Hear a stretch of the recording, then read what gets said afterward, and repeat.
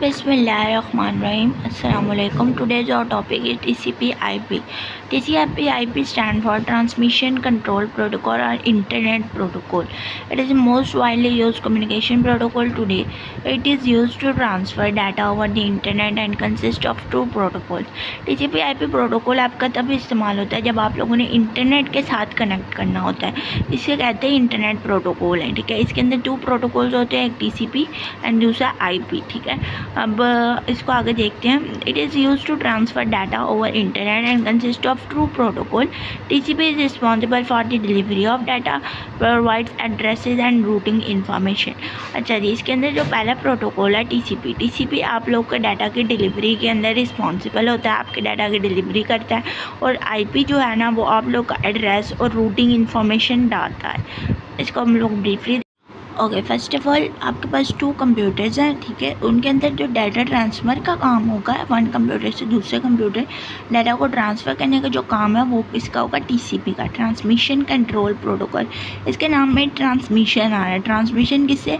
Transfer से। दोनों data के दरमियान डाटा को ट्रांसफ़र करेगा, जो कंट्रोल है पूरा उसको किसके पास है? TCP के पास। ठीक है, अब दोनों डाटा के सेंडर इन्फो, रिसीवर इन्फो और उसके अलावा राउटर की सारी इन्फॉर्मेशन जितनी भी होती है ना, उसको सारा कंट्रोल करने का काम होता है इंटरनेट प्रोटोकॉल का। ठीक है, इंटरनेट ही सेंडर को सेंडर IP एड्रेसेस देता है, रिसीवर IP एड्रेसेस देता है, राउटर एड्रेसेस देता है। तो ये सारा जो वर्क होता है ना, वो इंटरनेट प्रोटोकॉल है। ये दोनों प्रोटोकॉल्स मिलके TCP/IP प्रोटोकॉल को मेक करते हैं। ठीक है, होप आप लोग को इसकी समझ आ गई हो। नेक्स्ट है TCP/IP पैकेट स्विचिंग को यूज़ करते हुए डाटा को ट्रांसमिट करता है इंटरनेट के ऊपर। In this process data is divided into small species called packets to be transfer over the internet. ये पैकेट्स प्रॉपर जब डेस्टिनेशन के ऊपर पहुंचते हैं, मतलब रिसीवर के पास जब पहुंचते हैं, तो ये प्रॉपर ऑर्डर में रीअसेंबल्ड होते हैं। अब इन पैकेट्स को कौन डिलीवर करता है? ये राउटर्स की तरफ से ट्रैवल होते हैं। इनको कंट्रोल तो TCP कर रहा होता है और इनको मेक भी TCP कर रहा होता है, बट इनको सेंड कौन कर रहा होता है, इनको ट्रैवल कौन करवा रहा होता है? राउटर्स। ठीक है, राउटर्स का टॉपिक हमने पीछे पढ़ा हुआ है। ठीक है, ओके, यहाँ पे हमारा जो TCP/IP है ना, उससे 3 पैकेट्स के अंदर डाटा को ट्रांसमिट कर दिया। जब आपका कोई भी डाटा होता है उसको पैकेट्स में ये ट्रांसफ़र कर देता है। तो यहाँ पे 3 पैकेट्स के अंदर डाटा को ट्रांसफ़र कर दिया। अब ये जो 3 पैकेट्स हैं वो आप लोगों का एक कंप्यूटर से दूसरे कंप्यूटर ट्रैवल होंगे। ट्रैवल कैसे होंगे? थ्रू राउटर्स के through, router to router travel होंगे। आपके घरों का जो राउटर है उसके ऊपर डाटा ट्रांसमिट होगा और फिर आप लोग को मोबाइल का डेस्टिनेशन एड्रेस के ऊपर डाटा जो है वो पहुँचेगा।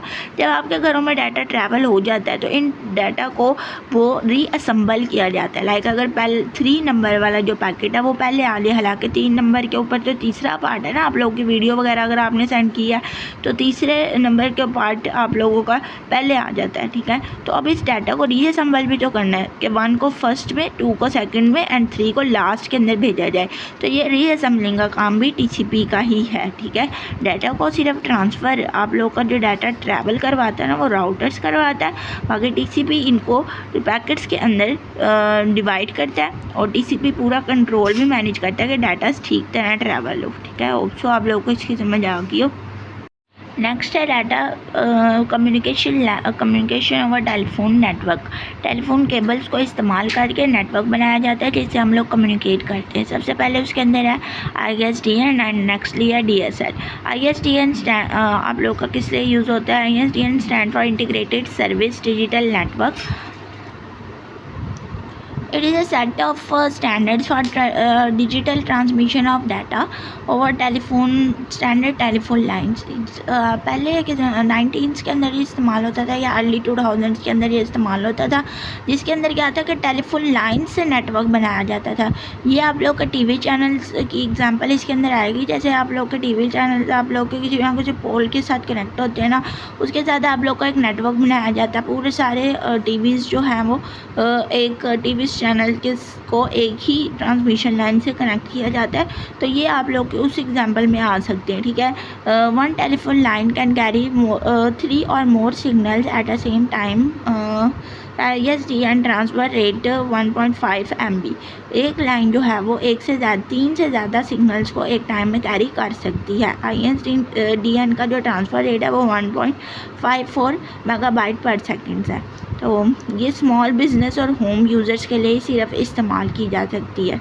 आगे DSL पहले आप लोग अर्ली 2000s के अंदर जब आप लोग इंटरनेट कनेक्शन लगाते थे ना, तो आप लोग को DSL मिलता था, डिजिटल सब्सक्राइबर लाइन। एक बहुत बड़ा बॉक्स होता था, ठीक है। इसके साथ आप लोग को PTCL का एक फ़ोन भी मिलता था, लैंडलाइन का एक फ़ोन भी मिलता था। DSL एक ऐसा स्टैंडर्ड टेलीफोन लाइन है जो कि फास्ट डाटा ट्रांसमिशन के लिए इस्तेमाल होता है। ये ईजी टू इंस्टॉल होता है। हायर डाटा ट्रांसफ़र रेट आपसे मिलता है ISDN से, ठीक है। यूज़र इसके साथ कनेक्ट करते हैं internet service provider to use internet को यूज़ करने के लिए DSL घरों में लगाया जाता था। अब तो राउटर्स आ गए, राउटर्स लगाए जाते हैं, अदरवाइज़ पहले DSL ही लगाया जाता था। DSL का जो ट्रांसफ़र रेट है वो 128 किलोबाइट पर सेकंड से 10 मेगाबाइट पर सेकंड तक है। It allow the user to use phone and internet at the same time, क्योंकि इसके साथ लैंडलाइन का फ़ोन भी मिलता था और इंटरनेट तो होता ही था, तो ये दोनों चीज़ों को यूज़र एक ही वक्त में इस्तेमाल भी कर सकता था DSL में। DSL आपका तभी से अच्छा वर्क करता था अगर आप लोग सर्विस प्रोवाइडर ऑफिस के बिल्कुल करीब होते थे।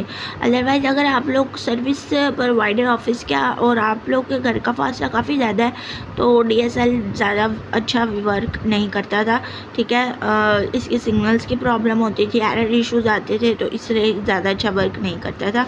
DSL is a popular digital line alternate for small business and home user. DSL एक अच्छी पॉपुलर डिजिटल लाइन थी जिसको स्मॉल बिज़नेस या होम यूज़र के लिए इस्तेमाल किया जाता था।